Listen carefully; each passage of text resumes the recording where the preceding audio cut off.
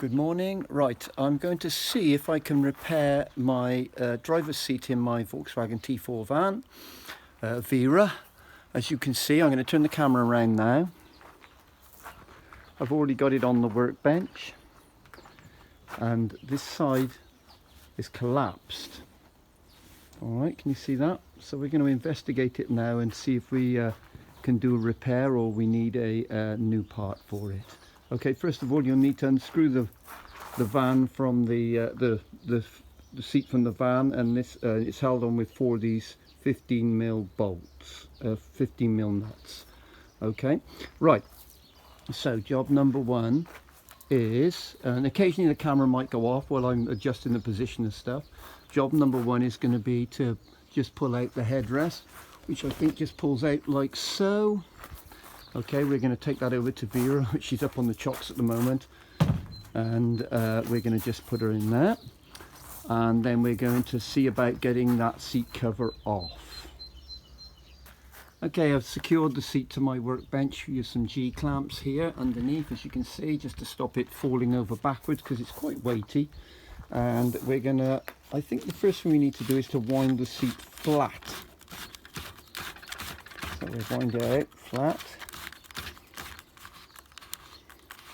Right, okay, looking at that now, the seat's held on with the bottom of each hem has got this plastic clip on it, and it seems to clip together, so I've already just loosened the side tags here.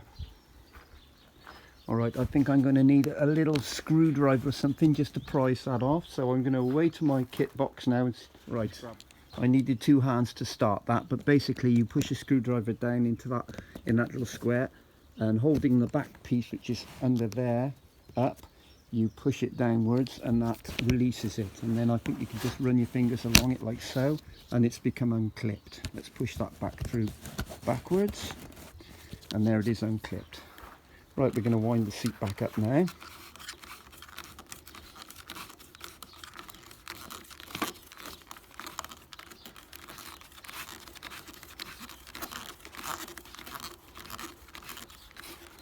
Okay, fairly upright position. Next job I'm going to do is I'm going to start taking the cover up slowly to reveal what's underneath. I'm going to need 2 hands for that, so I'll report back in a minute. Alright, in my enthusiasm I've gone a little bit ahead of myself, but there is a bar that fits about halfway across and it hooks. I'll walk around the back. It hooks on these little uprights here. Alright, then you need to get it unhooked. It unhooks on this side and it's held in like a hinge on that side. So what I did is I made myself up like this little tourniquet type thing. Okay, and then as you can see, I've made it up out of a couple of old lanyards. Then I just, with one hand, I pulled it across tight like so. So if we go around the back, sorry about the wobbly camera, you can see that when I pull this, it encourages that to go in slightly. See that movement? And that's enough to unhook it with a pair of long nose, pointy nose pliers. Okay, that's quite a fiddly little thing to do, but it's not too difficult. All right, we're going to pull the cover off. As I say, in my enthusiasm, I've gone a little bit ahead. All right, I'll report back in a minute because I'm going to remove these 2 guides that I should have done before I took the cover off, which would have been a little bit easier, but no big problem. We'll try this top clip now. So what I've done is, if we can come down there, I've put an old flat chisel up behind there, and I've just wedged it in that wire there to make it a bit easier for me. I can hold the camera and show you. I'm going to reach up behind here, and it's just a squeeze together clip, so if you pull the clip towards you, it pops up.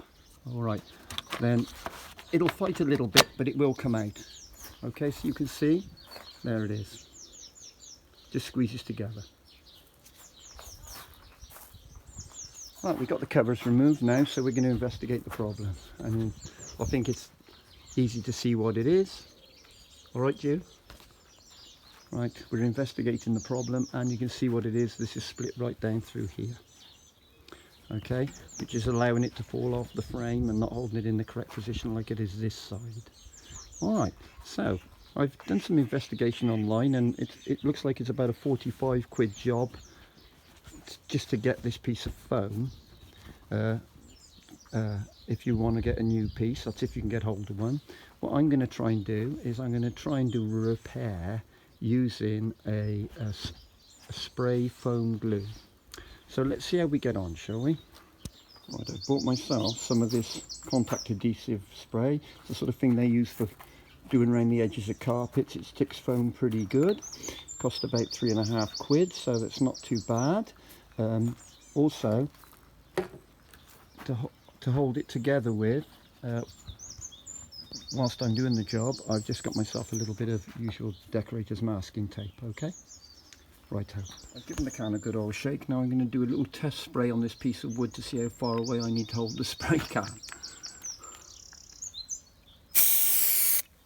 Okay, that's a pretty decent width, yeah?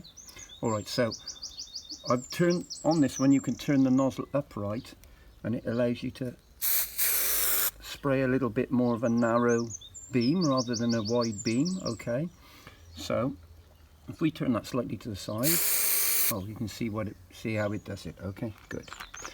Right, I'm going to do a little bit now on the seat, and I'm going to need both hands, so I'm going to report back in a second or two. Right, I've done a little bit at the top here, made a start on it. You can see I've put the glue on, and I've used the tape just to keep it together while it's drying. Unfortunately, I just can't do the job and keep the camera rolling, but we'll continue on down, and then I'll report back in a minute when I've done that job. Okay then, so I've come right the way down the crack, and as you can see, it's all taped and held in position. I'm going to buzz off now and mow my lawn, and just let it is contact adhesive, but I think, well, it doesn't hurt just to make sure, because I put quite a bit on there to let it evaporate. So I'm going to buzz off and mow my lawn and do some bits and pieces and come back in a while. Righto, we're back from mowing the meadow, so that's been an hour or two, so we're going to just see, we'll take the tapes off now and see if we've got, see if it's stuck.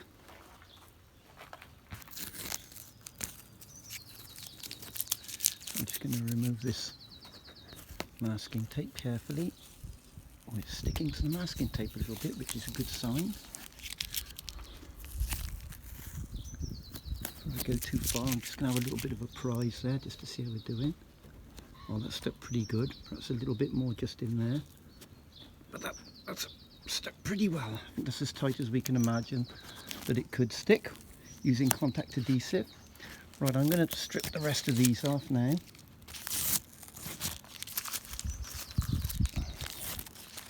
And perhaps I'll put a bit of gauze or something over the joint just to hold that down. Give it a bit of extra grip. You can see the glue really sticks. It's good stuff. And that one. Okay, one more to do. I'm just going to try not to remove the foam rubber as well as the tape too much if I can help it. Still not too bad. Okay, that seems to have stuck really well. Okay, right, we're going to put a little bit of a gauze down over this now, so I'm going to need both hands, and I'll report back when I've got that sorted. There you go. As you can see, I just sprayed a line along with the can. It's got a nice wide spray on it, and I've put a bandage on it. As you can see, I've just used a bit of medical gauze, which is quite apt really. I'm just going to, because I've sprayed it with glue, there's a little bit of stickiness there, all right, which might grab when I'm trying to put the cover on, so I'm just going to whack a little bit of talc on there. Okay, and I'll hoover that off in a moment, just to soak up any of the... Alright, there you go. And then any... There you go, see, so already that's smoother. Alright, good. Excellent, smells nice too, yeah? Okay, I'm putting the cover back on. As you can see, I've used this little contraption that I rigged up to pull the bars in so as I could get these hooks back in place. One goes that side. I put this one on first and then clip this one on after on this side. I don't know if you can see from the back. Yeah, so you can see there's the clip, and same the other side there, it's clipped up there. Okay, good. Back round the front. Sorry if you're getting dizzy. I'll just remove my little contraption now and we'll continue to put the seat on down, the cover on down. Okay, the seat cover's on and it looks the right shape again, so it's the same both sides. This side was falling away quite badly. You can see that where over the years it's worn. Okay, probably not a good idea when you're getting into a vehicle.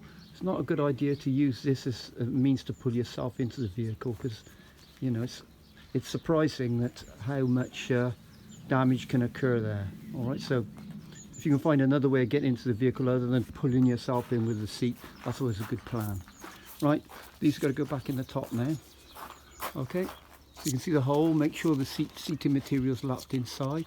Check that you've got it the right way around, which is, this is the correct way around. All right, and just push it down and there in. One more time. And actually, FUPA on my account there, it's actually this way round. This way, you see that? It's this way round. I'll change the other one back. There you go, that's down into place. I'll have to get this one back out now, not a problem because it didn't go in properly. Check the materials in, and boom, that's in. Okay, they're in now and the headrest can go back in. All we've got to do now is get down the bottom here and hook this back on. Okay, this I covered the seat over with a towel in that, because that glue you cannot get off, so you don't really want to be getting that all over your, even if it's an ancient seat cover like this one, because you can't replace them easily. Alright then, so we're getting down to the bottom detail now. So you see this little split there. Okay, another one there. I put the two outside tabs on first. There's a little piece that comes down, the piping comes down there. You need to just poke that inside the seat before you do this. Right, so there's a little bit, those two tabs there, we put those on first. Clip it, tug away at it and tighten it up, and then it will go on there. And then we're just going to do this middle rail now. Okay, that's all clipped now. We're just going to return the seat to the right position, as they do in the aeroplanes before landing.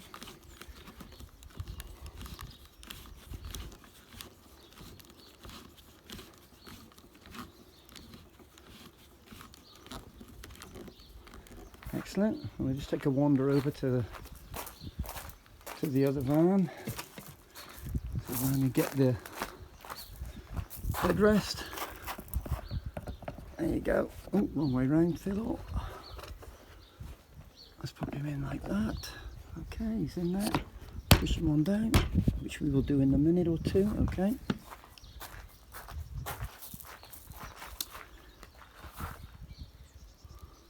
Alright, let's remove that from there, and I think you'll agree that that's shaped up nicely. It's back into its original form, which is quite nice. So hopefully that repair will last, at least for the time being, and then if not, I think it's about 40 quid, as I said, to get another one of these. You can pick up these seats sometime or other. I'm going to have a look at this one. It's not split or anything yet, but it's certainly getting a little bit tired looking, isn't it? A little bit different from the other side. Understandable, because that's where you shuffle in and out the vehicle. Perhaps at some point we can put a new one on there. Okay, so just use your 15mm nuts to screw him back in the van and you're done. There we go. Seat all back in position.